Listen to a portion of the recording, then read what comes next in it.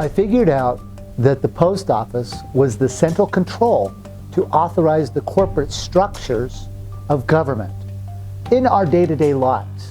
When we would file for an LLC, we would file with the Secretary of State, whatever state we were in. However, what the state was not telling you is that they were taking the fees that you paid them, and then they were paying a usury fee to the post office for that entity to exist. However, we caught the post office in a bankruptcy condition where the post office lost its capacities because it ceased to exist. Those that are in bankruptcy do not have any contract rights. As we were learning about the construct of contract, it came down to the foundation of the flag, because the bearer and the owner of the flag also allows subcontractors, or what they would call federal contractors, to board the terms of that flag. But the flag of our country was wrapped up in a bankruptcy, and the bankruptcy ended in 1999. So what David and I did is we had filed for copyrights on that flag on the terms of the grammar, so now that if a federal contractor does come in, they would have to comply with the terms of the syntax to create a now space performance for the terms of the contract. Our Postmaster-General of the World Corporation, Colin Russell-J. Colin Gould, is an American hero. He is what I think should be the poster child for hero of the planet and what he's done. He's taken on this whole system and figured out how to hold them accountable and make them positively perform with the grammar.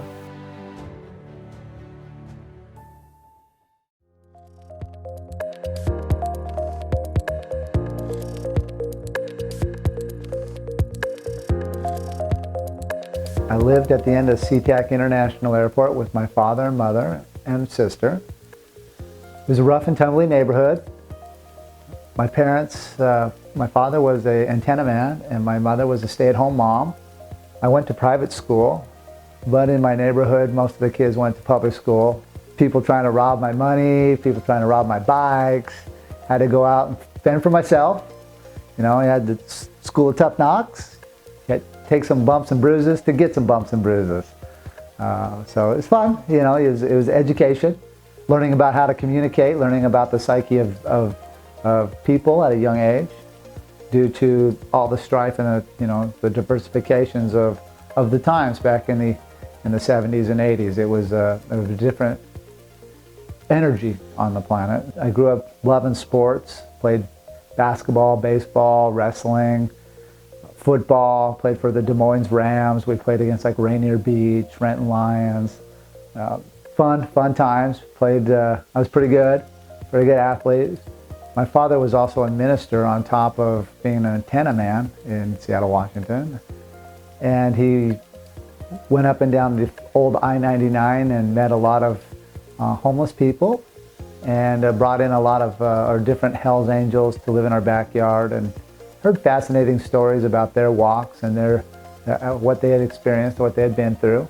Gave me a different perspective about the world and the things that they witnessed and were a part of. I've always been kind of a free venture capitalist.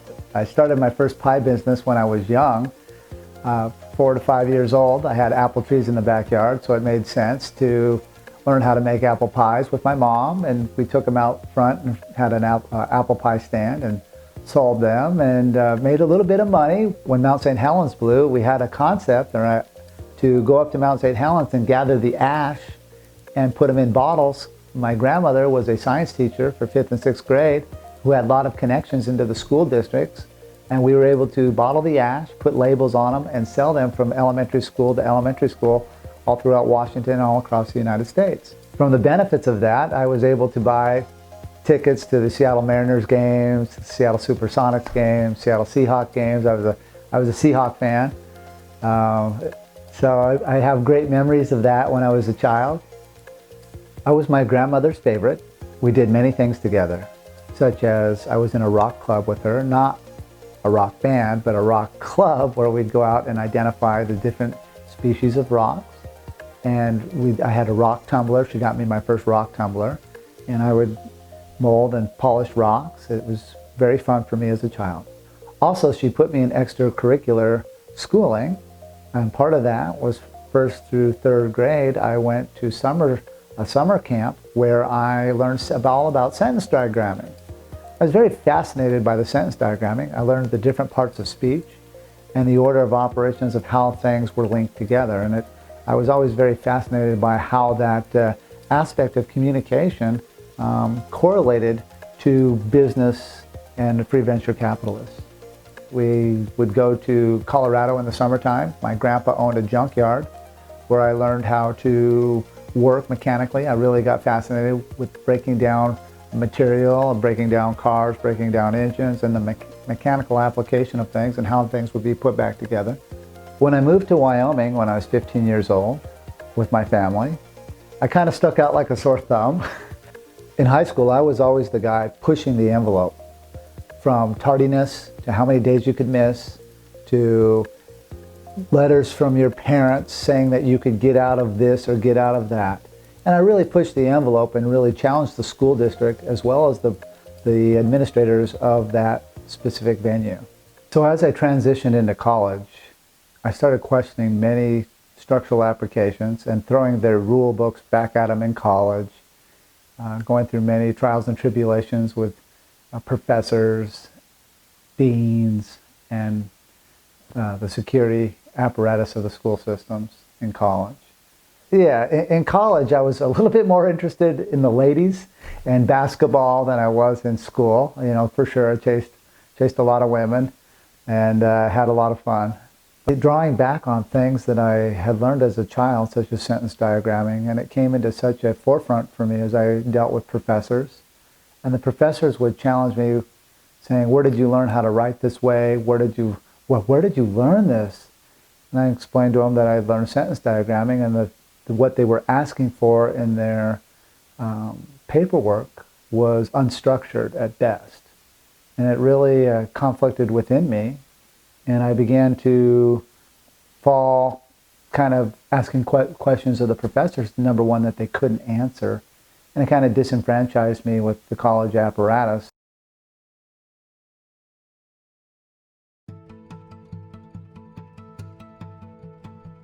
And as I moved from that, I ran into David-Wynne Miller. We met the day that changed my life, and it changed his life. As we sat down and had a wonderful conversation, I started tearing apart sentence structure for him, and he started showing me about prepositional phrases. We just became really good friends. And I lived with him, he lived with me, we'd go fishing, and I was very thankful to run into David.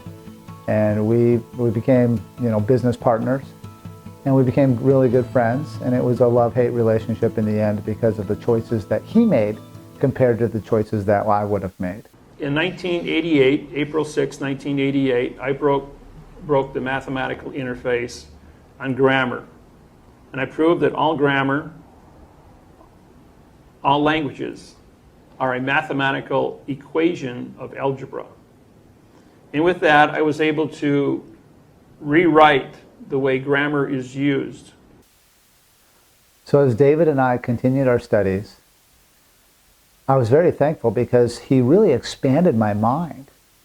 Because I had already learned so much about using the procedures from elementary school to high school to college and throwing the rules back at him. As David expanded my mind, I realized that it was the same mechanics that applied on a global level, and I got to continue forward on that. And David told me he did not have time to study that. He was only focused on the grammar. And so he said, "Russell," he said, "you need to be this person because I have no knowledge of this field." And I went in an in-depth study on the banking, the postal, and the military and court mechanics, and I applied them as I went into many courtroom battles for myself. The mechanics of why things work the way they work, the structures behind that, and how to build them back together in a way through the grammar that gave a fairness to the planet. As we were learning about the construct of contract It came down to the foundation of the flag, because the bearer and the owner of the flag also allows subcontractors, or what they would call federal contractors, to board the terms of that flag. But the flag of our country was wrapped up in a bankruptcy, and the bankruptcy ended in 1999.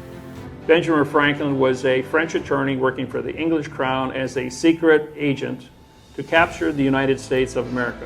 In 1789, the Constitution of the United States of America was drafted, which was a bankruptcy trust, putting the United States of America into a 70-year international bankruptcy for $3 million. Now, the dollars were in the form of the Bank of England had picked up the note through the Rothschild family. So that then turned the United States into an international bankruptcy corporation. The Constitution of the United States of America was written in an adverb, verb, adverb, adjective, pronoun, adverb, verb style of grammar. This is called parse. And the parse is what parts of words are, like the word international. IN means no, TER is terra, nation is people, AL is contract. So the English language made parse words, and then it, excuse the expression, bastardized them. The is an adverb, modifying declaration, DE is no, clair is speak, at is contract, ION is contract. Of is an adverb, now making independence. In is no, D is no, pen is right, ans is contract. So he said, you will not write contract and you will not read contract. And then he wrote, we the people. We was a pronoun. The is an adverb, making people a verb. So he went ahead and he made the people of America into fictions. You can either be a pronoun nothing, which is a dead entity called nom de guerre, or pseudium, or you could be a verb, which was a condition of an illusion fiction. What David and I did is we had filed for copyrights on that flag on the terms of the grammar, so now that if a federal contractor does come in, they would have to comply with the terms of the syntax to create a now space performance for the terms of the contract. I got myself in position so when the bankruptcy ended, that I would be the man with the flag standing there with the postal construct in place as the treasurer, postmaster, bank banker. What this means is that those who choose to come in contract with the Title IV flag must come through the correct grammar of my construct. It must have my thumbprint and autograph on the contract to make it valid, so they could take the terms of their corporation and put it into free venture capitalist. We applied to the United Nations to be an independent country because the condition of quantum language in a world of 8 million fiction people's communication skills was so unique that the 200 members of the United Nations voted to have us have our own country. We had a bank charter, we had a constitution, all written in quantum language. We had a bank with gold. We had all of our treaties in place with the United States of America, Department of Justice. We sued the United States for the flag of the United States under Title IV, Section 1, 2, and 3. Now, we did that on the 25th of July, 1999. And when we did that, we challenged the United States Congress, Senate, Legislature, and Supreme Court to bring forth their correct parse, syntax, grammar, sentence structure, copyrights of the flag of America. They couldn't do it. They couldn't even produce an oath of office that was written in the correct parse, syntax, grammar. And on the 12th of August, 1999, the United Nations voted that both Russell and I were independent, sovereign individuals with a flag. We've captured the flag with the correct parse, syntax, grammar. We had our own bank, we had our own constitution, we had our own trusts, we had treaties with other countries. David and I rewrote that construct on August 12, 1999 at the United Nations. But when we had to wait till the United States came out of bankruptcy in 1999 to file it at the post office in Washington, D.C. However, because of David's commitments to the people that he was in joinder with, who I refused to be in joinder with, David could not go on that contract to go into Washington, D.C. to claim the flag, so he vacated his position as a ship owner and bearer of the flag in the District of Columbia, Washington, D.C., and the Pentagon. And so this is where I came in because of what we had studied in contract law to make claim and control the federal contracting style of the terms of the flag. So as I look back, I can see David's concerns on exactly why he did not want to be on the contracts in Washington, D.C. to claim the flag, because the scope of it was so big. And I asked him specifically, I says, David, are you going to use your body as the surety? He says, no way. He says, I'm not going to do that. He says, I'm afraid. He says, I'm afraid for what's going to happen to you. And I looked at him and I said, hey, David, there's two things I know nothing about: fear and pain. And he looked at me and said, good luck, Russell. He goes, I'm going to sit back and just be a witness. I said, David, that's probably the safest place for you, because I'm not quite sure what's going to happen to me. So they were coming out of a third strike of a 70-year moratorium bankruptcy. 3 strikes and you're out. That's how it works under the 3-strike rule under international bankruptcy laws. So because of that, the guidelines, which were the Constitution for the presidency, was going to have to be vacated, which was going to, the United States Postal Service and the United States Postal Office was going to have to vacate under Title 39, Section 101, Subsection A and Subsection B. So they were going to have to breach their own fiduciary contract timelines. Simultaneously, as they made the breach, they were going to have to vacate the estate, which was the location of the presidency, because the original founding fathers were no longer there to sign off on an amendment or a correction to re-up the terms of the Constitution. Because the Constitution at that point, once they vacated, then it became a worthless document and they didn't have to follow the guidelines. So in the upcoming election of 2000, I knew they were going to have to vacate the presidency of the United States. I did not know how, but I knew they had to. In June of 2000, my grandmother was very concerned that because I was being bashed so hard through the public purview and I was going in and out of jail because of my learning on the timelines and the flag and the things that I was doing in the U.S. judicial system, that she wanted me to go back to college because I was so smart. She said I could be whatever I wanted. And so I made a deal with her that if they announced a president on the election night of 2000, that I would go back to college. And she had a presidential placemat with all the presidents on there. And I said, Grandma, you believe there's going to be another president? She goes, absolutely. And I said, and then you believe that it's going to be elected on the first Tuesday of November of 2000 here? And she said, yes. I said, okay, I guarantee you that they will not elect a president. Guaranteed. On that night, I said, I don't know how, but I'm guaranteeing it. But if I'm wrong, I'll go back to college in January for the winter semester. If not, I'm going to continue forward on my path because I am who I say. Stand by. CNN right now is moving our earlier declaration of Florida back to the too close to call column. 25 very big electoral votes in the home state of the governor's brother, Jeb Bush, are hanging in the balance. This no longer is a victory for Vice President Gore. Vice President has recalled the governor and retracted his concession. But this race is simply too close to call.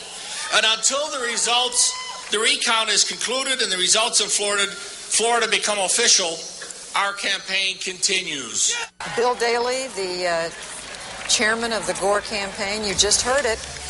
We're all, I think we can hardly believe our ears. He said, until the results are official and certified in the state of Florida, we are going to continue our campaign. We hope and believe we have elected the next president of the United States. They're still counting, and I'm confident when it's all said and done, we will prevail. For every successive hour from this point on, CNN will be your network to find out what is the latest on that presidential race. That's right. In the United States. So stay with CNN because whatever is happening, we are going to be bringing it to you. And folks, in the year 2004, please, could you make up your minds a little more conclusively? Because I think we can't take another election like this one. I believe the people of Palm Beach County have entrusted us with the power to voice their right to participate in their government. And given the totality of the circumstances here, I move that this board conduct a manual recount of all the ballots for the presidential election for the year 2000. Quite honestly, this is a situation that I think is new to everyone. I believe we have the authority to request of the Secretary of State or Department of Elections an advisory opinion, and it would be my intent as chair to do that. Jackie, how were those votes counted? Do you have an hour? I can explain it. It was pretty complicated. First, you have to know that the punch hole is called a chad. It is attached to the ballot by 4 threads. The commissioners had decided that if it had been detached by only 1 thread, it would not be counted as a vote. 2 detachments, maybe. 3 definitely counted as a vote. At some point in the process, that was changed.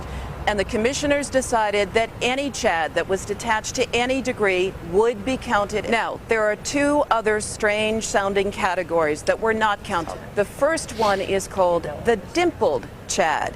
That is that there is an indentation in the chad. The voter put some pressure on it, but didn't detach it at all from the ballot. Not counted.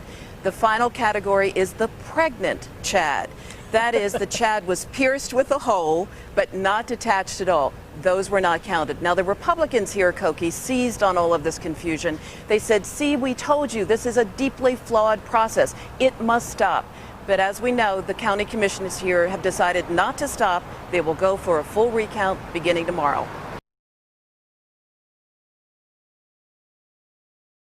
My grandmother and I were having dinner together, and we were watching the votes and the different states come into play and announce who their winners and losers were. And as the thing's starting to tighten up, my grandmother's looking at me, and I'm on the couch. And sure enough, they announced that they had a problem. And I looked at my grandmother and I said, aha! I said, I know. She looked at me, her eyes got big. She said, nobody could predict that. I said, somebody with the knowledge can predict that, and there are people behind the scenes playing a ruse on the American people who know the same storyline. I don't know who they are, but I guarantee you that they will not announce a president tonight. And she looked at me and said, if this is true, you're the smartest person walking the planet. She says, I can die in peace, for I've given you everything I can, as far as every ounce of energy to get the best education that you can. And you figured something out very big. This is very dangerous.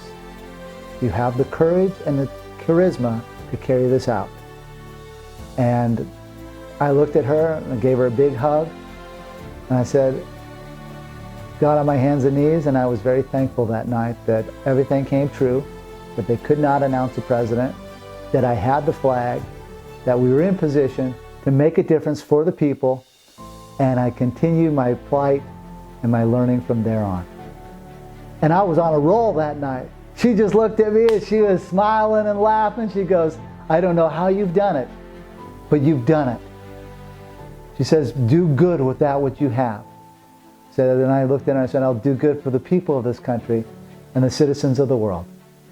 So from that night on, I held the secret that there was no presidency, even though some people knew that there was no constitution, that they did not have a flag, they did not have a military, they did not have a treasury, they did not have any ports, they did not have any department within their construct of government because the founding fathers were no longer there to be sign off on a continuance. So I did everything I could, from stopping the judicial system, to stopping the world banking system, to trying to stop wars. They conducted a military court-martialing in Washington, D.C. against those who had falsely put themselves into position as leaders of the people, and in the contract law, not in what they believed, but in contract law, they did not have the right, both in the legality and in the law, to be in position to trick us into these wars. And I did everything within my power to stop that, which is well documented by the Pentagon. No one has ever gone to war over a math problem in the history of mankind, but they've been killing each other over the adverb-verb communication skills of both the religions, the faiths, the political contracts that are written between governments, the political thinking of how governments function, and all the treaties that they write between each other. They use the Babel language to basically hold us in slavery and servitude, and that locks us into joinder into negative performing contract. Sergeant told us that this may be your last meal, so you better eat it. I was like, that's not cool. That sounded scary to me. I'm like, are you kidding me? We're going to a military base. There's always a 24/7 chow hall on every military base I've ever been to. And they told us it was only going to be like 45-minute to an hour drive. So I was like, we don't need to eat the MRE. We're good to go. And why do you have these MREs on the table down here when there's a whole terminal back here at the airport full of military members that are starving? Why are you secretly bussing us around the corner and giving us a meal when our other fellow troops are starving back there at the terminal? And we're about to go to a base that has a chow hall. What's going on here? And I warned my friend. I told him, I was like, Jason, don't eat that, man. I don't have a good feeling about this. And he's like, oh, whatever. And he ate it. And kid you not, we get 15 minutes down the road and everybody's passed out that ate the MRE. Everybody, except me and the bus driver, were not the only ones. We're not the ones who didn't eat. We didn't eat the MRE. So, which is a military little lunch or whatever. It's a dehydrated prepackaged food. There's little packets in it you can heat up, pop and heat up, and then add water to it. It's usually powdered something, spaghetti or powdered mac and cheese or whatever. So we were going down the road and our escort pulled off about the 15-minute mark. Just pulled off on the side of the highway and the bus just kept driving. And I noticed everybody on the bus was knocked out, like passed out. I tried waking up Jason. I was like, and he was just like, oh. I could tell. I was like, that was it. I was right. They drugged us. If not something worse, I don't know. Apparently it was just some kind of sleeping something inside the MREs. And we kept driving. We drove out to the edge of town, and there was these high sand dunes, and there was like this little trailer on the right side, and the bus driver pulled over and parked it. And we're like out in the middle of the end of the desert, and there's no lights, nothing out there. And this one little trailer, it looked like a little 7-Eleven trailer, no gas pumps, just over sitting way off the road. It's like 200 feet off the road. It's kind of far back. But no one was there. It was like 3-something in the morning.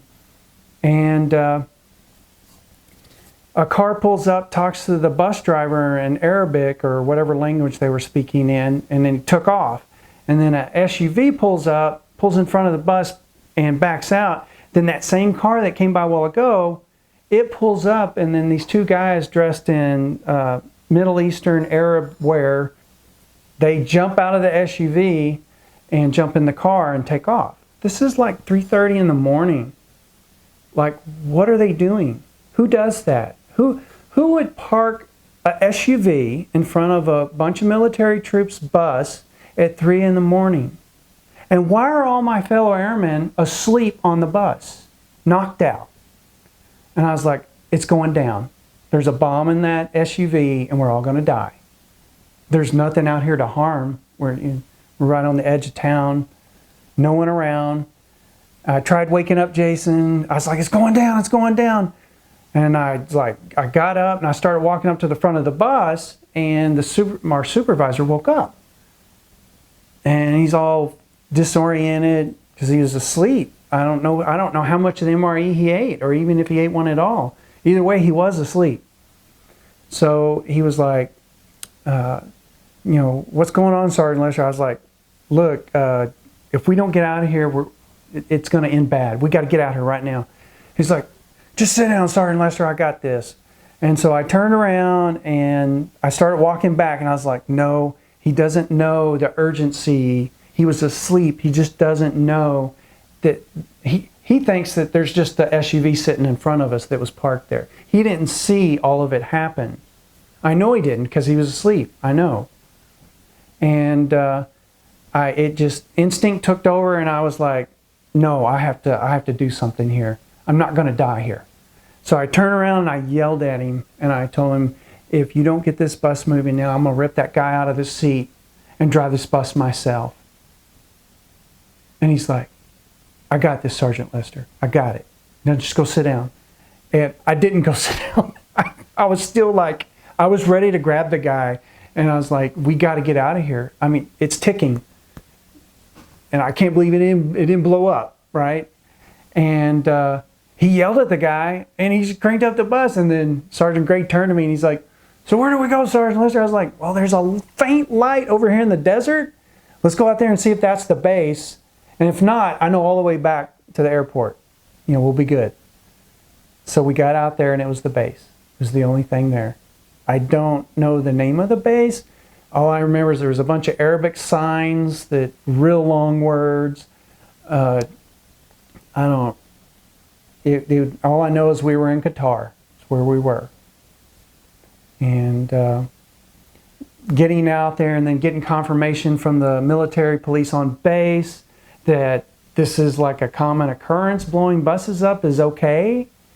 I mean, like, how many of us you got to kill before someone does something? This is madness. This was back when George Bush Jr. was in office.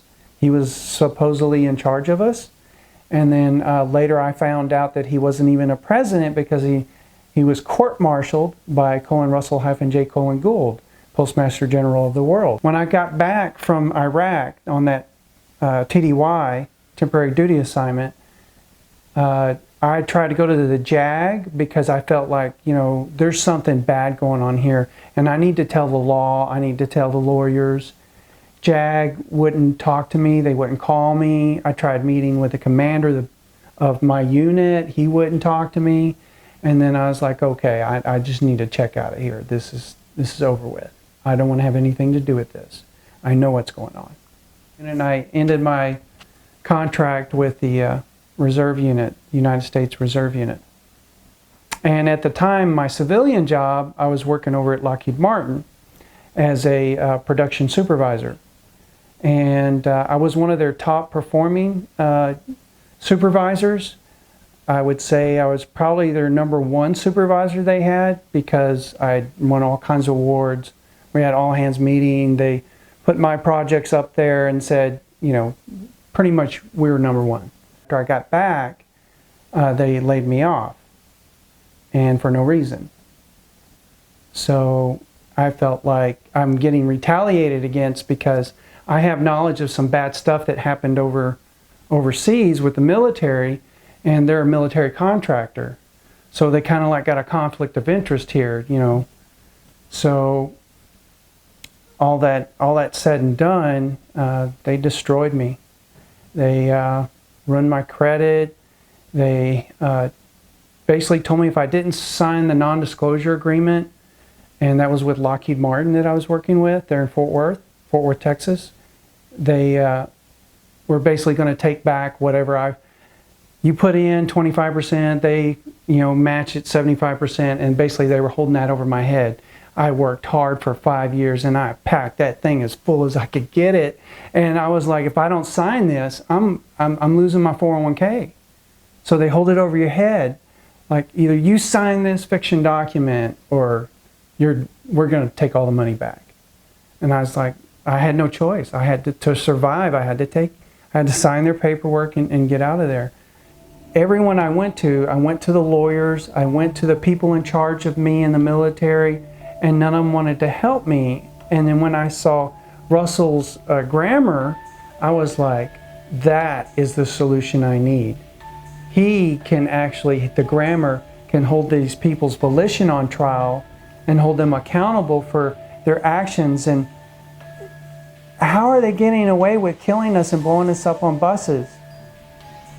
Like, how do they, it just didn't add up. I'm just like, we need a solution to this. And Chief, when I heard that he court-martialed Bush Jr., and he wasn't even a president, and he authorized this war and sent us over there, and when I was there, I actually saw the Iraqis on base. They were held at gunpoint. Trust me, they're not learning nothing. They are held prisoners at gunpoint. Our Postmaster-General of the World Corporation, Russell-J. Gould, is an American hero. He is what I think should be the poster child for hero of the planet, of what he's done. He's taken on this whole system and figured out how to hold them accountable and make them positively perform with the grammar. He broke the code to their Babel language, and they used the Babel language to basically hold us in slavery and servitude, and that locks us into joinder into negative performing contract. Where his stuff changes that around, no slavery, positive performance contract, one word means one meaning, not 900 different meanings, and we know where the dictionary is, there's only one, not multiple ones. So he gives you full closure, right? And it's just the technology of what he's done, he's a genius. To think of all of this, like to figure out the noun space, because our contracts that we deal with now deal with past tense, negative no contract words, negative performance. No one signs the contract but you, so there's no one to be held accountable but you, right? Negative performance. So, and it's also in the future because they use words that are in the future. We're in the now space. We're not in the past, and we're not in the future because it hasn't occurred yet. You're always in the now. And Chief figured that out, and he locked it into the grammar so that everyone is on the same page. We're all here together in the now space. And we owe that man more than a medal. He's an amazing hero. I just can't, words can't even describe what he's done. It's like he beat him.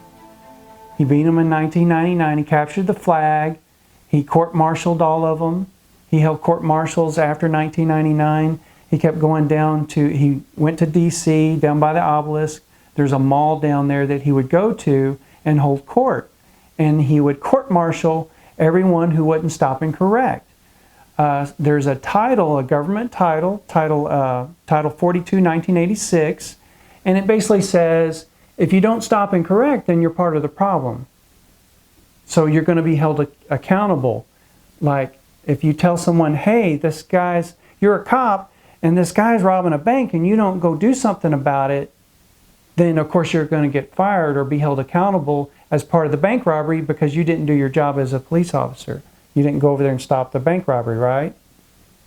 So the Title 42, 1986, Chief was the only one who stopped and corrected.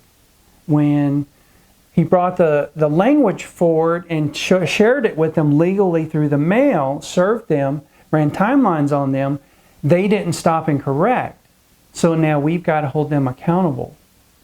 And I've ran into all kinds of problems doing that because I've used Chief's paperwork where we served a base and they play games with you. You go to the front gate and they're like, oh, there's no one here. Or go to the website. You go to the website, no, the public affairs number is hidden. Or if you do call it, it hangs up on you. Or if you do get to a voicemail, no one ever calls you back. So you can never get a hold of anybody on your military base. because we're needing to contact the military base because Chief mailed all the bases. He did 10,000 mailings to all the bases in America. He served them legally and ran timelines on them, and he served them what's called a war-powers-rights contract. And it for us citizens out here, it's mainly for the claim of life citizens, but it also has the rights of the people who violate our rights. He has that all built in there. It's over 9,000 things that we need in order to operate during this martial law theater right now that we're in. And it's real easy if you want to check to see if we are in martial law. Just go to any local court or state governor's office, and there's going to be a spire on top of the flag. The spire means we're at war. They are at war with the people, basically, and that all contract is suspended. So if all contracts suspended, we're in martial law.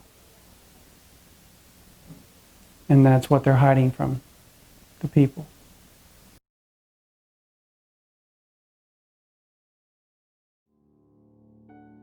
So on February 20th, 2003, David Wynne Miller and myself had a peace treaty authorized by the Secretary of the Navy's office for the Title IV 1-to-1.9 dimension flag, as well as the Global Banking Constitution, which I had rewritten the structure of the banking systems of planet Earth and the crypto-currencies and the things that I own copyrights to.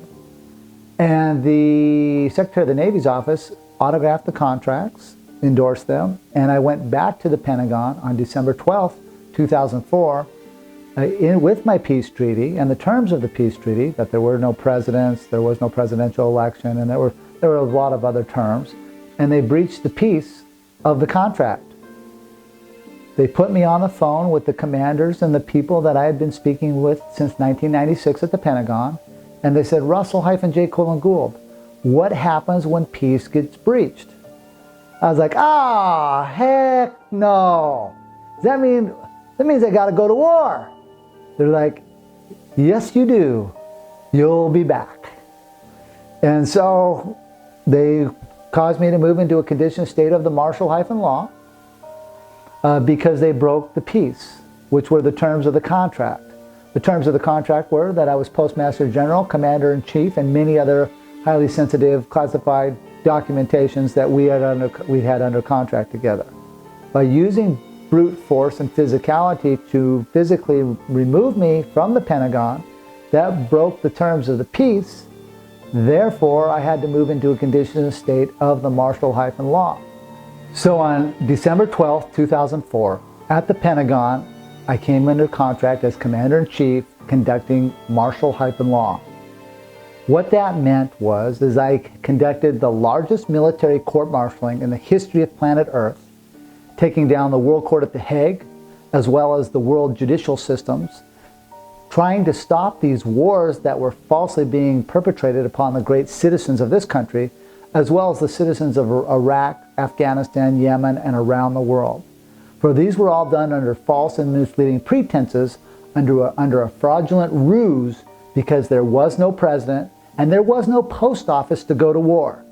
And I published that, and I conducted the world's largest court-martialing at the Washington Obelisk in Washington, D.C. every 45 days for 4 years, where I conducted numerous trials with 20 to 50 video cameras on me at all times, with their microphones, with a Chinook and Apache helicopter sometimes above my heads, with their cameras out, with their guns looking at me. And I conducted a trial based upon grammar, based upon authorization, and based upon stopping the war that the soldiers were rused into. The court-martialing was against George-Walker Bush, Richard-Bruce Cheney, Donald Rumsfeld, and so many others. There were literally hundreds, if not thousands of persons that were court-martialed within the construct. I alerted all military bases, U.S. military bases on the planet, where I received documentation back from the military bases as the Commander-in-Chief.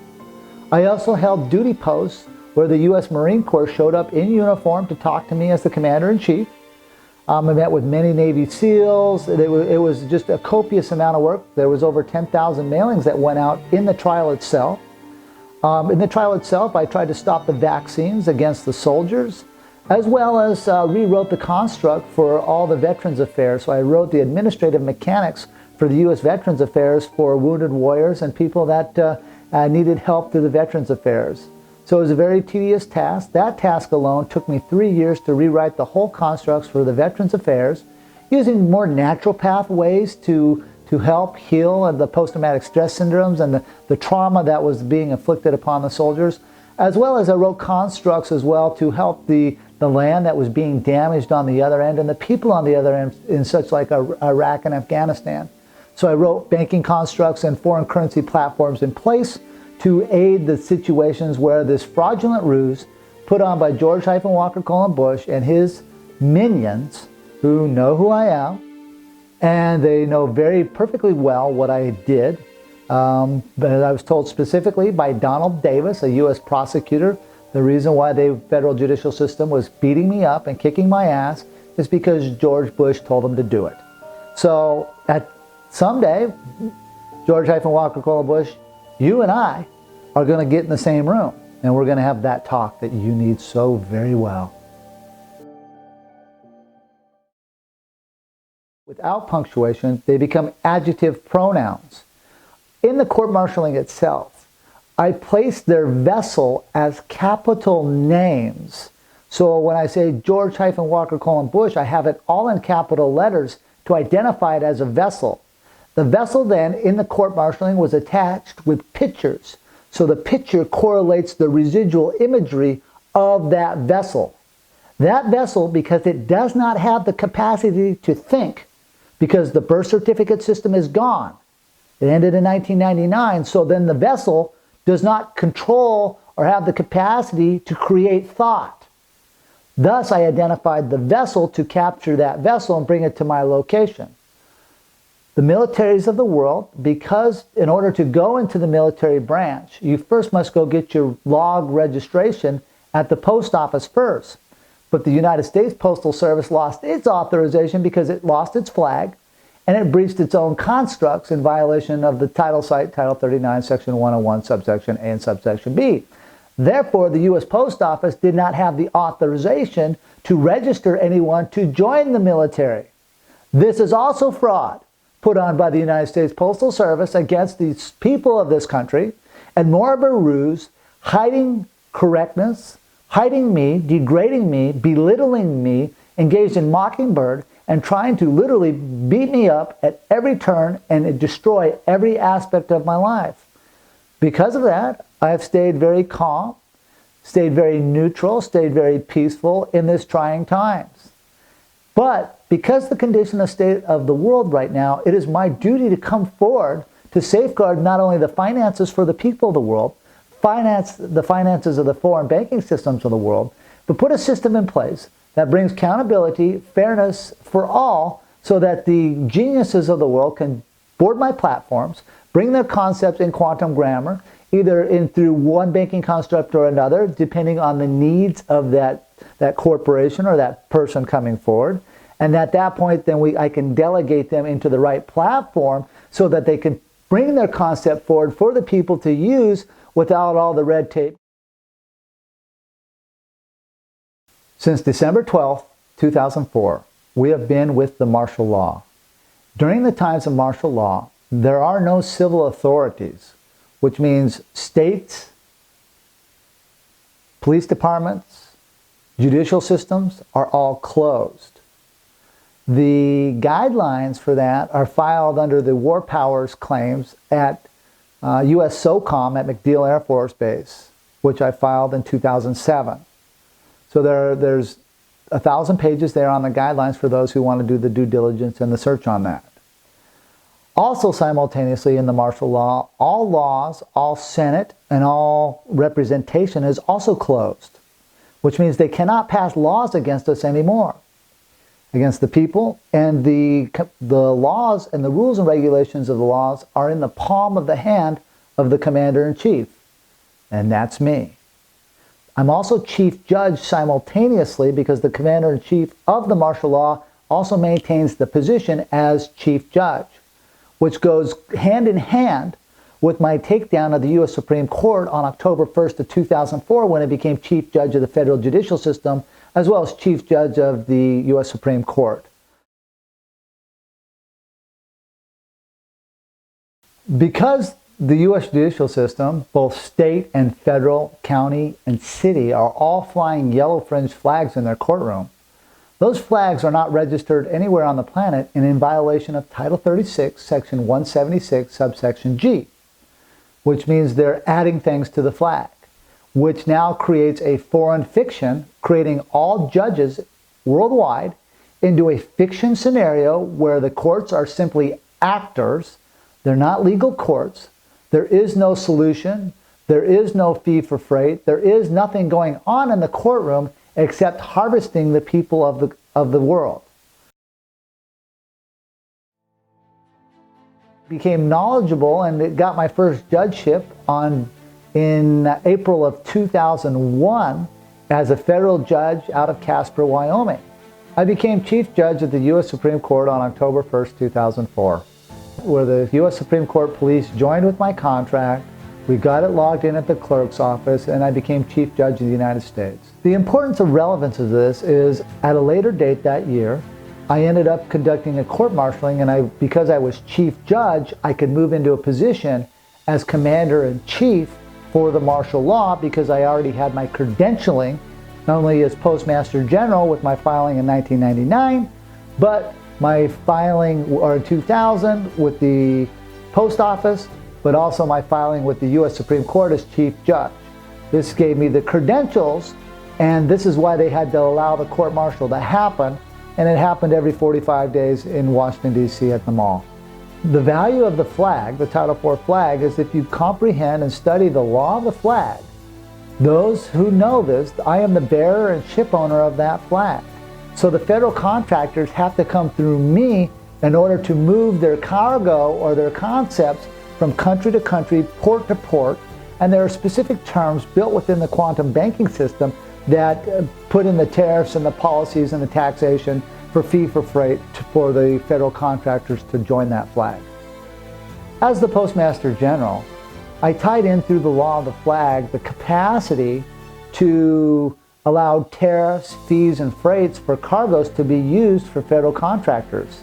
Simultaneously, I also blocked former contractors of the flag's capacity to negotiate contract from one country or one person or one entity to another. So what this meant is that the collecting taxes by the federal contractors and the federal post office, they were trespassing and stealing my rights and my jurisdiction to trick the businessmen of the world, to trick the business corporations of the world to think that they had a position to create customs policies and tariffs to move cargo from point A to point B, as well as negotiate treaty from one country to another. This was a ruse upon the American corporations, business corporations, as well as the world business corporations and the American businessmen and the world businessmen of the world. I'm coming forward now to share that I am open for business and that they can come to me to be correct so that they can do business in a fair way from country to country, nation to nation, in a grammar construct that creates fairness so that the attorneys can't argue about subjective interpretation of what words mean. Words will mean what they say and say what they mean in a now-space condition to create performance forever. So as I got my judgeship in 2001, I filed a document syntaxing the charter for the Universal Postal Union and took down the Universal Postal Union's capacity to collect taxes, fees, and freights from nation to nation in 2001 on a global level, simultaneously disqualifying the United Nations postal system to enter into contract from nation to nation. As I set up the new structure in place for the global postal system, I also set up sea lanes for a galactic postal system simultaneously so that cargo can move from point A to point B through the sea of space from point A to point B to point C to point D. However, The systems that are in place fraudulently hid me from the public and downgraded the value of what I've put to the table. The value that I put to the table not only is tangible value in monetary, but it's tangible value for communication to allow the people of the world to benefit from the system that is in place. So as I built the quantum banking system, which had the Global Monetary Fund, the World Central Bank, and the global stock markets in place, it ties into the global postal union and the construct to allow nation to nation to join that construct in a mannerism that's fair for those nations, fair for those people, where we can translate from language to language and lose no deviation in our sentence structure. This ties into the global and galactic postal system, which ties into the quantum banking system that I built to encompass all. In 2003, I took my quantum banking system into the United Nations, where I met with 82 ambassadors, sharing them the technologies and the techniques of the quantum banking system and how it correlates to the postal systems in their respective countries. Also, tying it into their flags and the flag etiquette from consular post to consular post, because simultaneously I showed them the documentation of disqualifying the Vienna Convention, which are the guidelines for setting up consular posts and ambassadorships worldwide. Many ambassadors called me back many times, had wonderful conversations from things like flag etiquette. They were asking me about my crypto-currencies and the things that I built within that.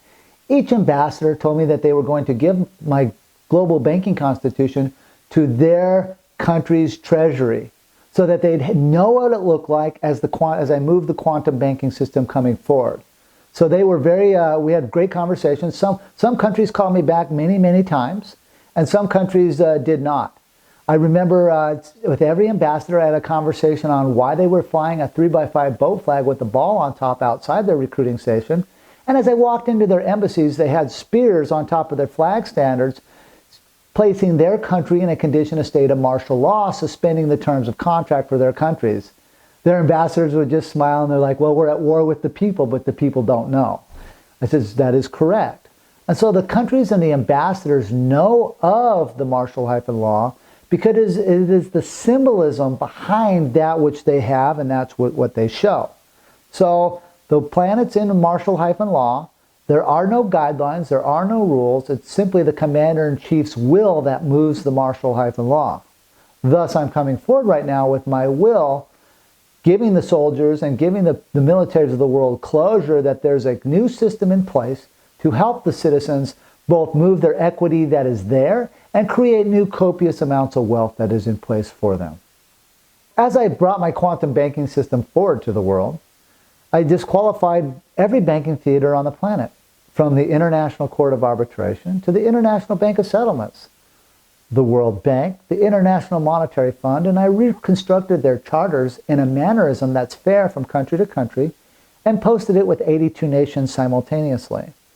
I simultaneously took down the world stock markets. What this means is I have the capacity to set up my own shareholders, my own shares, my own warrant system under bid bonds, and my own octoritas and auction blocks for setting up corporation shares and stocks, as well as simultaneously setting up commodity prices and rates from country to country, contract to contract for the federal contractors, with, of course, the flag, which regulates the terms of the contract.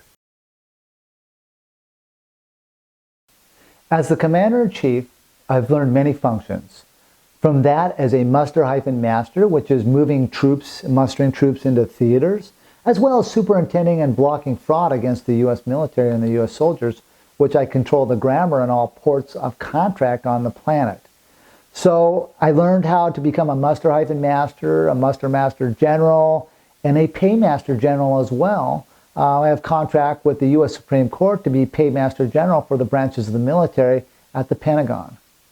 What this means is now soldiers can come under my conscripts as musters to be paid for their services that they're rendering to me to complete terms of the contract or do forcements or to move into theaters to fix situations from country to country and nation to nation, border to border. The muster-master, I'm in charge of moving soldiers, superintending to stop fraud against the soldiers, as well as having muster rolls for calling, which is a summons, to draw warrants or commission tools such as warships, airplanes, satellite systems for tactical command control of symmetrical warfare theaters. Because of the court-martialing in 2004, they were not honoring me because there was no president. I was the only guy standing up making waves. I was the only guy stopping and correcting, trying to stop the soldiers from going to war on false pretenses. And they were not honoring the terms of the contract, even though they were sending me documentation as the commander-in-chief from the different branches and the different bases around the world. Over the next few years, I backed off the court-martialing and moved more into helping the world monetary system as I found and searched different methods of taking precious metals and placing them on platforms within my banking system. So one of the main functions why our banking system is not working is, number one, they don't have a flag. Number two, the credentialing for the guidelines are no longer there for the countries to join with the country's banking system, both on import and export, as well as the macroeconomics of pricing for commodity or goods or services. So what the quantum banking system did is it reevaluated the set functions of setting costs, price, and rates for services, goods tendered, both warehousing and both leverage positions. How the quantum banking system helps the people is the people will look at grammar and the way they move their finances in a much more finite way. The quantum banking system was set up in a user-friendly way for the people of the world. Number one, it would eliminate the taxes that are being perpetrated upon them, such as IRS taxes or Tax Canada revenue taxes. It would set up a function that would allow a consumption tax so that people could actually build their equity up, and the consumption tax was based off of 10%, which is also downplay because it would do away with the need for a taxation department because it would be an automatic tax. It also allows and blocks third parties to come into people's bank accounts because the banks now would have to be accountable for the deposit that's in position in their banks. And now the people would be able to build equity in a position that would maintain larger growth for their families, as well as a non-death tax that is also built into the quantum banking system so that they can do the fiefment or the passing of their goods from their life to wherever they choose to pass their goods on to, the equity that they've built. Simultaneously, it builds a stock market where we are going to know the prices of our value, of our goods, as well as move into a digital era that creates fairness for the people, not based on a crypto, based on something that is more of a derivative style. So our crypto has value to it, gold, platinum, what we call plat card seigniorage, and the things that were built behind that. There are terms to use the quantum banking system, of course. The terms are people are now accountable for their actions. They don't go out and hurt people. They're allowed their liberties. They're allowed their guns, their munitions, their spiritual convictions. The quantum banking system also does not work on debit. It is not a debt-based system. It is a value-based system based upon equity for equity, so that the paperwork never over-jumps or never depreciates more than the actual tangible value there. This will keep it fair for the entrepreneur as well as the client within the banking construct. The militaries of the world have been controlled through the Vatican for many various styles of war, either through arguments of faith or capture, boot, and looting of certain people's commodities around the world. And I went to the Vatican on June 16, 2003. And one of the things that just really put things into perspective for me about how deep this grammar style of adjective modification into pronouns and adverb verb condition went was when I came out of the post office at the Vatican, I met with a nun right outside the post office at the Vatican.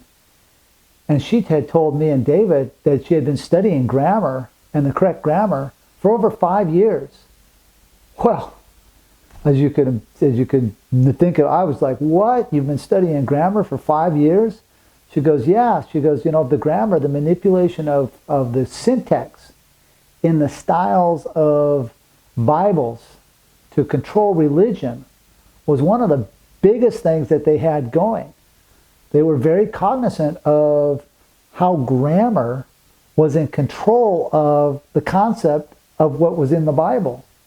However, they made this choice not to be correct.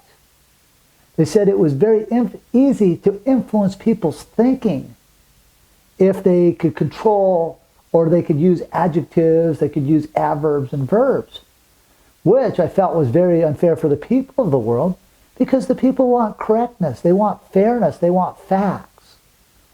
By the Vatican's openness to not use facts as they communicate from faith to faith, it was really a real eye-opener for me, and it was real hardening and sadness in my heart to be like, wait a minute, here they know, and yet they've made a choice to make God in their Bibles a verb, or an adjective, or a pronoun. Very unfair for the people of the world, and my heart goes out for the people of the world to learn correct grammar so that they can syntax and find the fairness and correctness in their study of their faiths. When it was all said and done at the Vatican, I was key master, key holder through corporal postal constructs that were put in place.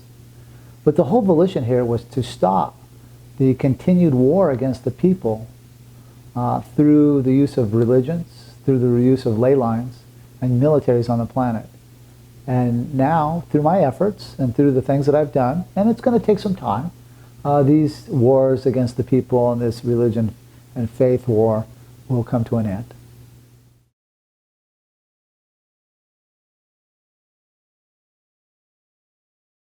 As I continue to study and become a judge, the criteria, one of the main fun functions, was to be able to march my flag in and out of the foreign ports and convey contract through the law of the flag. By marching my flag in and marching my flag out through the correct mechanics on postal, it gave me the position to state a claim when I came into the neutral ports. I was very thankful for the journey and the education that I went through and how I was able to navigate and master and be master of the flag. As I marched the flag in and out of the ports, in and out of the United Nations, and in and out of the global positioning of flag etiquette around the world, it became very clear that I was the only one with authorization to use a flag, and I brought the flag honorably back to our great soil here, which was the former United States. The hieroglyphic of the flag comes back from old symbolism under banners and hieroglyphics. And as tribes or nations would come into contact with each other, they would hoist either a banner or a hieroglyphic or a symbol, and the terms of that tribe would be under that hieroglyphic. It could have been a flag staff, it could have been an eagle staff, it could have been a lot of different symbolisms have been the association or metaphor between that tribe's laws and those who come in and out of contact with it. I honorably, fair and square, have the Title IV 1.9 dimension flag, which I tendered to the world for contract, for the federal contractors and the citizens of the world to come in joinder with, so that when we all live in a peaceful grammar situation where all the terms and full closure is on the table.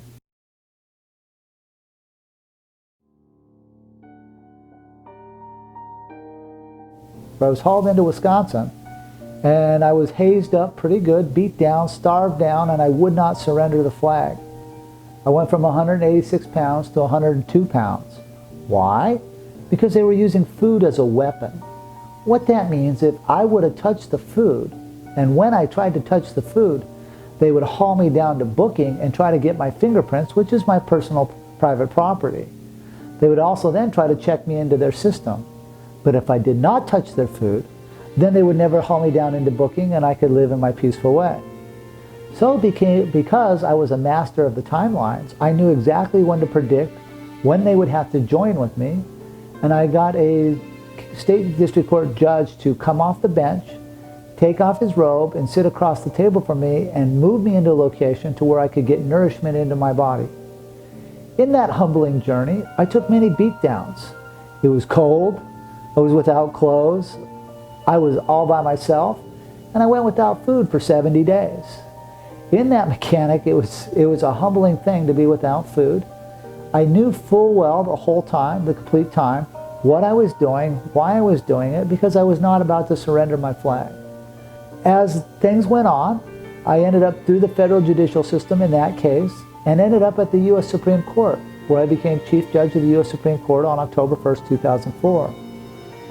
Then I had moved into the Pentagon, where I kicked off a military court-martialing when my peace treaty was breached, which I went over previously. However, the federal judicial system was not done with me. They were very upset with me because of the court-martialing and the exposure that it had done against the bad guys, George Walker Colin Bush and his minions. They tried to serve me some paperwork, but they didn't serve me. They put it on a piece of the method server for that paperwork, put it on a table 5 feet away from me and told me I was served. I said, no, I'm not served, that table's served. He says, well, you got a smart mouth. He goes, you're going to look awfully funny when we're kicking your butt. I said, well, I don't know, I'm pretty tough, you know, that's going to be an interesting thing for me to see. So, because I never read the paperwork, because I was never served, next thing you know, I'm being hauled up to Michigan under fraudulent pretenses because I did not know the charges, because I was never served any documentation. When I got to Michigan, and I got beat up many times to get to Michigan, it was pretty humbling beatdowns.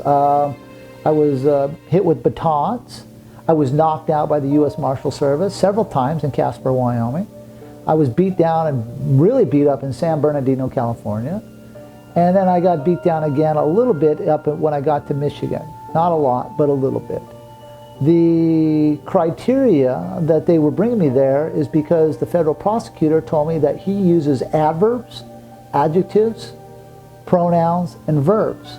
And he knew that I used prepositional phrases to certify my facts.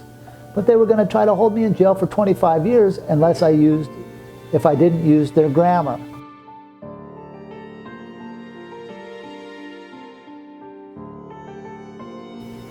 At the end of that trial, I learned many things. Number one, they brought David Colin Miller, my partner in at the time, my business partner, and he surrendered his flag by taking the fiction oath in Grand Rapids, Michigan in federal court in 2006. There were two ways that David Colin Miller surrendered the flag. The first way is that he showed up to court on their summons with their fiction name, a fiction name on a contract, which means on his summons paper they identified him as David Wynn Miller without punctuation. When he showed up, he traversed and said he was no longer David Colin Miller. Then the second way he traversed is as he was going into, they brought him in to testify.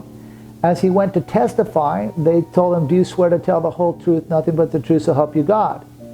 He said, for David Colin Miller, of the knowledge is with the claim of the correctness, with the duty as the postmaster, David Colin Miller. The judge yelled at him, no! He yelled at the clerk, give him the oath again. The clerk administered the oath to him again. Again. Strike two. David tried it again to give his quantum oath. He had his paperwork in hand. He tried to give the oath, and the judge said, no, U.S. Marshals? And I'm thinking, oh, he's going to get my treatment. The U.S. Marshals surround him. I'm thinking, oh, he's going to stand up to him like I stand up to him. That wasn't the case. As soon as they surrounded David, David surrendered, and he says, I'm David Wynn Miller. And he stepped in. Being the federal prosecutor, the U.S. Marshals stopped me right in front of him, and he said this to me, quote, I've been using America as a verb for so long that I don't know how to use it as a fact. But someday, for you, sir, we will use America as a fact because you earned it.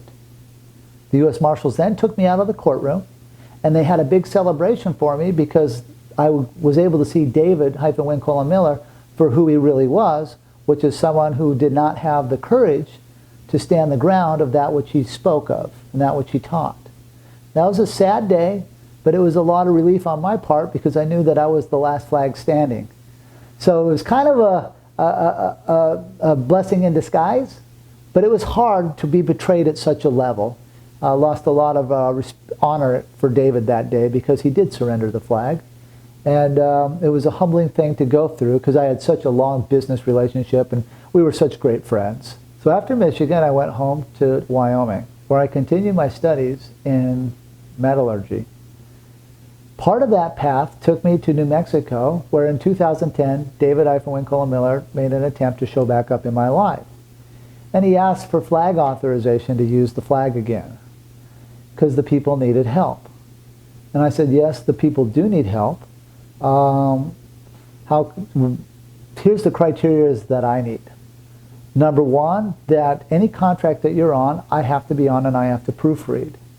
Number two is that you cannot hire anyone, because he had shown a position in the past to bring on people that were not qualified for what he was trying to hire them on as.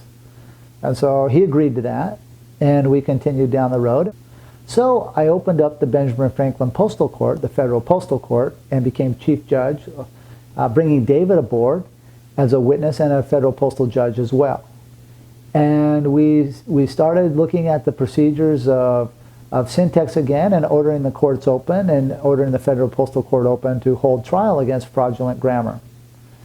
Unfortunately, a few years later, David's mind started slipping, and I noticed it tremendously in 2014, started noticing it in 2014. He couldn't remember dates, he couldn't remember things, and his mind was really slipping. And as from 2014 to 2017, I really was at a loss of words for how to handle him because he was such a good guy. He had such a great message as far as what he was trying to articulate with the grammar.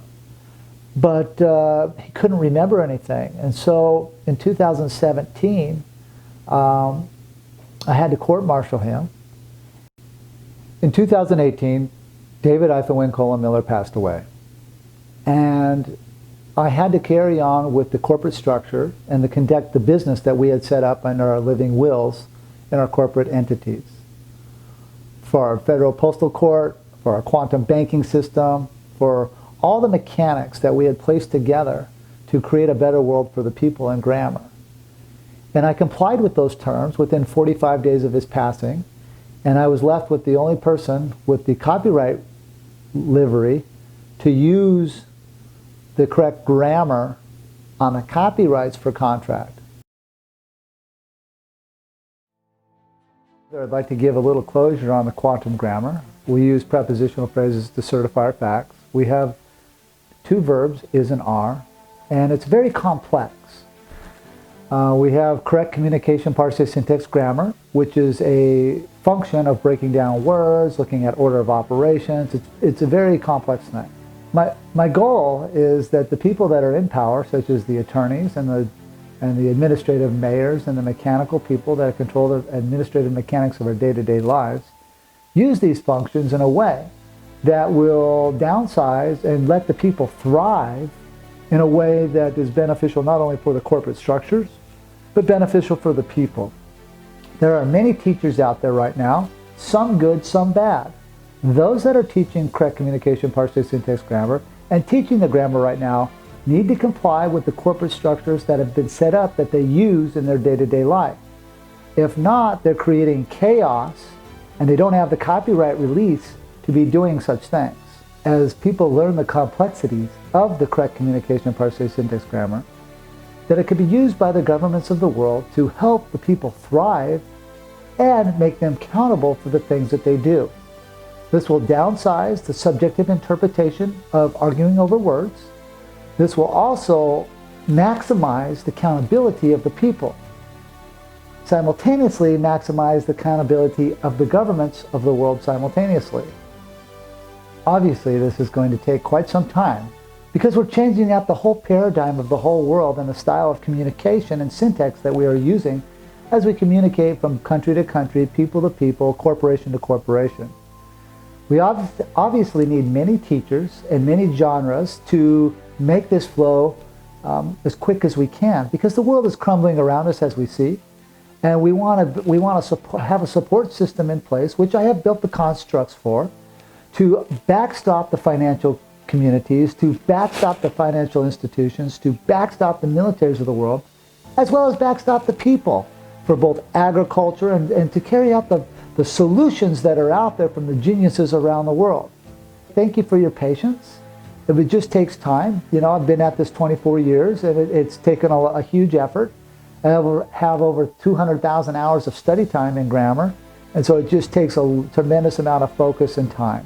So I want to thank the people of the world for studying, thank the people of the world for learning about the grammar, and I hope this changes your world in a way to bring much accountability and thriving in your space and in your worlds. Obviously, as this thing rolls out, you're going to see many teachers come forward. I will be giving closure on those teachers that are teaching within the boundaries of the quantum system that's been set up, and giving closure of those who have stepped outside the paradigm so we can deal with them and ask them the condition of thinking why they are trespassing upon things that have already been created way before many of them got involved or even learned about this. The wonderful thing about correct communication, parsing, syntax, grammar, and quantum grammar is it brings much closure to the words, so that the performance and contract terms can be fulfilled and everybody has full closure up front so they know what their duties are within the contract. It also weeds out those who are not performing, and then we can ask the questions on why they're not performing within the terms which they agreed to in the contract. So it's a wonderful tool for the people of the world. It helps businesses and corporations thrive as they move their value or their cargoes from point A to point B. Simultaneously, it allows the citizens of the world to build up their equities and not be manipulated under false terms or a false closure on contracts. I'd like to give a sample on some of the solutions that can be used when you use correct communication, parsing, syntax, grammar. When two businesses come into contract together, the business itself is regulated under the law of the flag, which sets the terms for those who come into contract with it. The fee's been paid for the freight, so everybody has joinder in the commerce. Joinder in the commerce means that each party has paid the fee for freight to have a position for the statement of a claim. The terms of contract are done in such a mannerism that all words, or each word in the contract, has a definition, and those words have a definition. So it speaks frontwards and backwards. It says the same thing. Therefore, there's not any ambiguity in what words will mean or what the performance of contract terms are. This is a valuable tool for honest business. It is also a valuable tool to weed out those that perform and those that don't perform. For as we engage in business and free capital ventures, we should all be performers, right? We should do what we say and say what we mean. The value of the correct communication of parsing, syntax, grammar is to give those who come into contract with that the terms of the performance. That way it's a mutually beneficial for each party.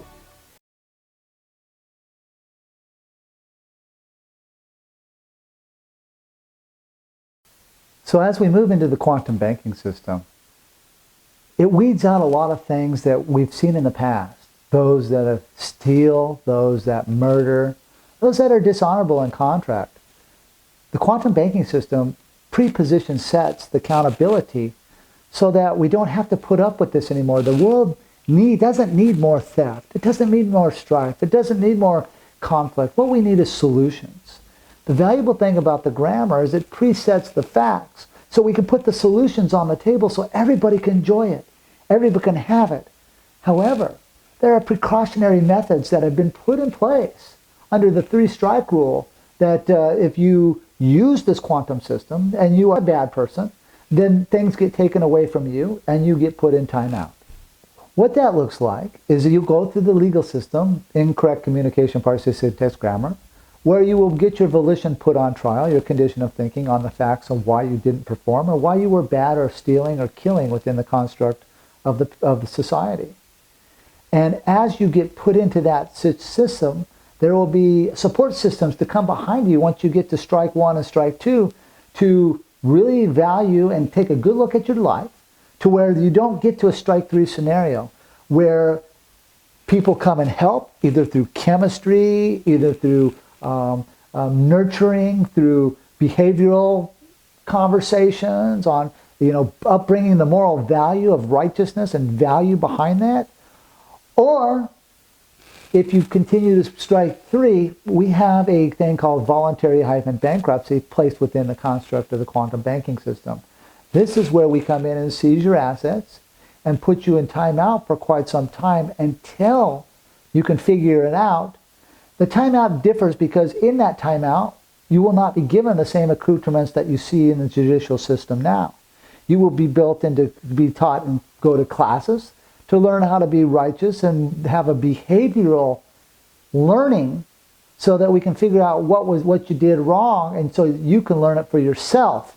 So that way you place a value on life, you place a value on society, you place a value on honoring their faith, their conditions of who their lives are, and then as you bring that value out and you show that you have that value, then that ethics can now be placed, and when we put you back into society, and now we bring your assets back under your watch, under more of a managed situation so you don't continue to hurt and hurt other people.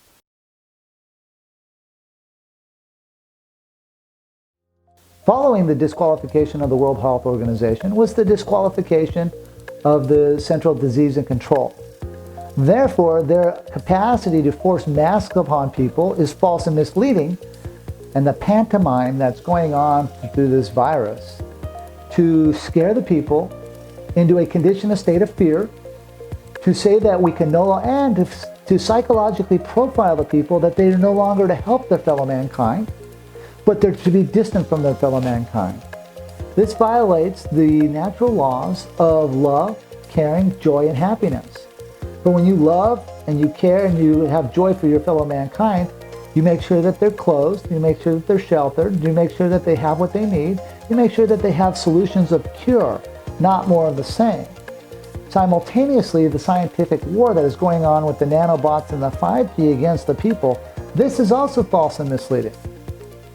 Because the people are not to be controlled by an artificial simulation, because the people were here with their own creativity of their own minds. It is up to the people to create that sovereign energy for themselves, not to be controlled by a scientific wavelength to manipulate their mind or to cause them into a condition, a state of fear or hatred or the condition of thinking that has been perpetrated through these scientific war machines that are perpetrated our lives. Please make it perfectly clear for the citizens of the world, lawsuits in the civil sector will do no good.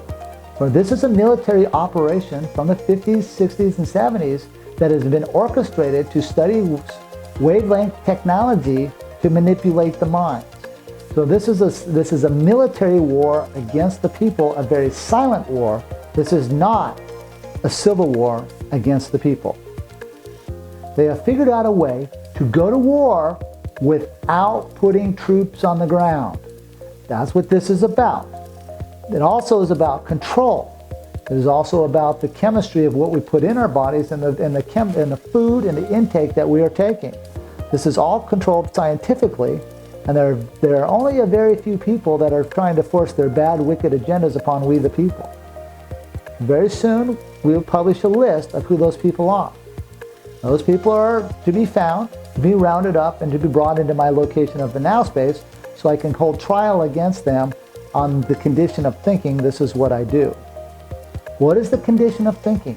To create hardship and strife and separation from our fellow mankind. This is false and misleading, and some of these questions need to be seriously answered, and tough love probably needs to be doled out. This is my job. This is who I am.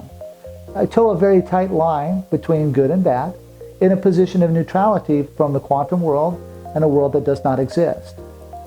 Contact tracing will not be tolerated within the quantum grammar system. People have the right to be wherever they're at. It is not up to those who think they can police the world because their charters are all fraudulent. Their syntax is all wrong, and anything they say will never be used or considered by we the people. Therefore, the people have the right to stand up against this technocracy that is approaching them and coming after their day-to-day life. There is no quarantine because there is no CDC.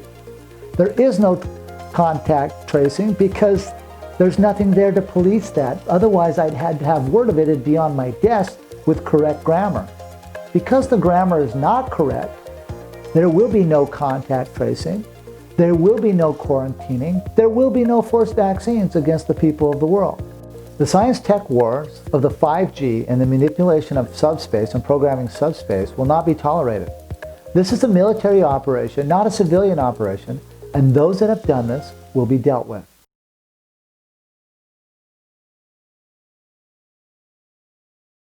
The main contract that has kept us in slavery through many centuries has been called the birth certificate. The birth certificate happens when you come out of the water, coming out of your mother's womb, through the water and being docked on this planet they call Earth. As you were docked here, the corporate world took control of you by placing you, giving you a birth certificate where your handprints, your thumbprints, your feet prints hit their contracts first before you hit the land. And the system then used that document throughout your whole life to get into schools, to get vaccines, to drive, to get a Social Security card, to get a passport. That contract was used from point A to point B throughout your whole life. However, since the system ended in 1999, the good news is we have what's called a claim of the life contract. A claim of the life contract gives you sovereignty over yourself, where you have establishment portfolio of when you were docked and the claims of who your parents are, as well as a fee for freight for the bills of the ladings, which is the postage stamps that are on the contracts themselves. And this contract gives you a function for the statement of a claim, which is better than anyone with a birth certificate, because someone with a birth certificate, of course, can't state a claim anywhere because that system ended in 1999. So a claim of the life is what the citizens of the world are needing to move themselves out of the birth certificate debt slave system. As the rollout for the quantum banking system happens, there are going to be many chances to get claims of the life. Claims of the life is the first foundation for the statement of a claim to claim your sovereignty and you as a fact on this planet.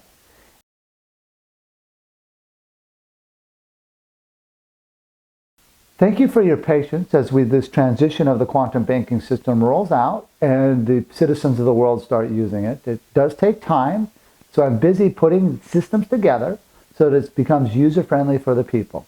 As I create automation, this will aid the citizens of the world. As many of you know, there has been many sacrifices made by me and others in the quantum system that have been there as a foundation.